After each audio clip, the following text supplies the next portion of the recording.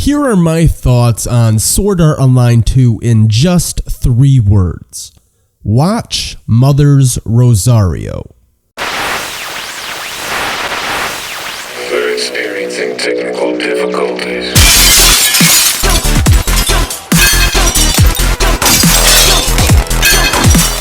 Sword Art Online was the definition of misused potential due to the bland and underdeveloped characters as well as terrible writing, aside from the first couple of episodes. Now there is Sword Art Online 2. Instead of being a basher of the series or a follower of the Church of Kirito, I decided to go into the series with an open mind. I wanted to see if the creators could change their ways when it comes to writing, and hopefully they could breathe some life into our characters as well. Did they accomplish that?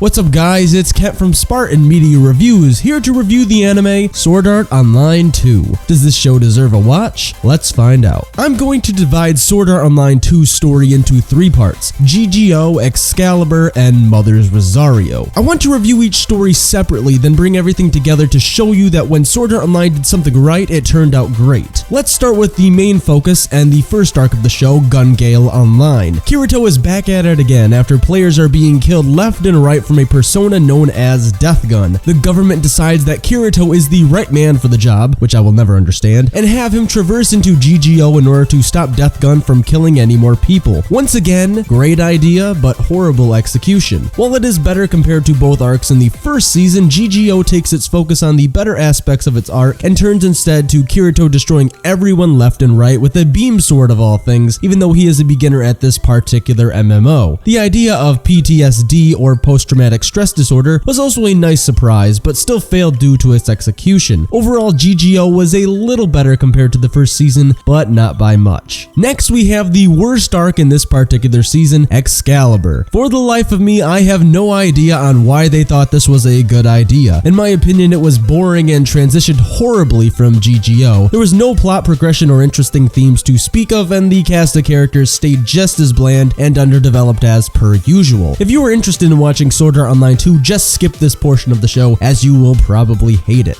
I can finally talk about the best thing Sword Art Online has ever done, Mother's Rosario. By far, and I mean not even close, Mother's Rosario is a well-written and executed arc in the Sword Art Online franchise. No longer is Kirito the main star of the show. Instead, Asuna takes the reins along with some memorable supporting characters as they tackle well-thought-out themes and ideas while developing our characters for once. I could finally sit back and enjoy watching Sword Art Online for its positive moments and not just the crazy action that happens throughout the show. If Sword Art Online was written like this, it would be pretty impressive. Not nearly as good as shows like Penguin Drum or Technolize, but still impressive. Overall, bringing all 3 arcs together, Sword Art Online 2 unfortunately pretty much stayed the same. They tackled some new ideas, and while one was really well made, the other 2 were either meh or downright bad. Overall, Sword Art Online 2's story is a little better compared to the first season, but still disappointing and lackluster in terms of potential and execution. Just like Season 1, the creators learned nothing from their past mistakes and left the cast just as bland and generic as before, aside from a new coat of paint by switching the importance of supporting characters. Kirito is still as overpowered as ever, but now he has the power to charm men, not only with his brute strength, but also with his looks. While the introduction of Shinon was a nice surprise, she quickly fell into the same category as Asuna. Just as Asuna was introduced as this sword-wielding monstrosity that could give Kirito a run for his money, Shinon was introduced as a tactical mastermind that wasn't afraid to take chances in order to win the fight. However, they both fall into the same harem setting as we see throughout Sword Art Online. Character development as a whole was a little better when it comes to some of our supporting cast, but the majority was still just as generic as ever. I have an idea on what the creators of the show should do. I love the Certain Magical Index franchise. However, Toma as a main character is almost like Kirito aside from developing a little more. One thing that the Index franchise does better compared to Sword Art Online is its supporting characters, and those supporting characters have their own manga series as well as an anime adaptation. If you don't see where I'm going with this, please make an anime that focuses on the good supporting characters, or at least take a step back from making Kirito the star of everything. The Mother's Rosario arc made Asuna the main star of the show, and look how great it turned out when she wasn't considered to be a damsel in distress or a generic love token. Take the positives of your cast and run with that, instead of falling back into the safe zone of generic OP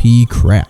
Second verse, same as the first. Sword Art Online continues to have beautiful animation when it comes to its fighting choreography. While the large-scale boss battles are now shootouts between players, it still kept that excitement from the first season. I still love the character designs, minus the racy outfits.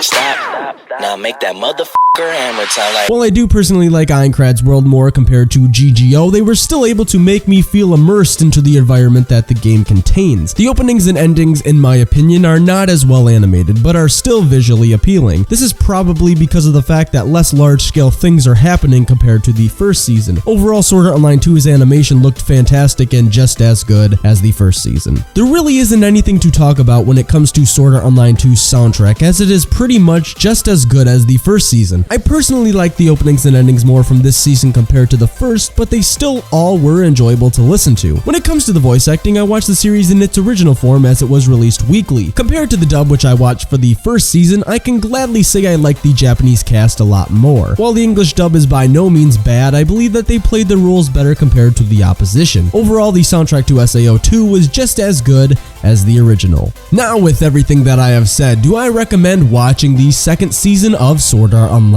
I'm really torn on this one. When it came to the first season, I said to just skip it entirely as the potential for this season went right out the window. However, the second season is a somewhat different creature, if only for the Mother's Rosario arc. If you really want to watch Sword Art Online at its best, I would recommend looking up character profiles and backstories online, then transitioning right into the Mother's Rosario arc, as you really shouldn't pass it up because it is really well executed and doesn't deserve to be missed because of the rest of the series. Does this mean that Sword Art Online 2 is better compared to the first season? Yes, but not by much. There still was so much untapped potential, and the characters for the most part were just as bland as ever. If I could review Mother's Rosario in general, I would give that aspect of the show a 7 out of 10, but that is entirely impossible. Overall, Spartan Media Reviews gives Sword Art Online 2 a final score of 5 out of 10 and a below average recommendation. If you are interested in watching Sword Art Online 2, you can check out the series for free over on Crunchyroll. Now, what are your thoughts on Sword Art Online 2? Comment below. If you enjoyed this review, hit that like button. I would really appreciate it. You can also subscribe to my channel if you haven't yet. I would really appreciate that as well. Follow me on Twitter and Hummingbird to keep up to date with the current things that I am doing. And with all that said, I will catch you guys in my next review. Thank you for watching.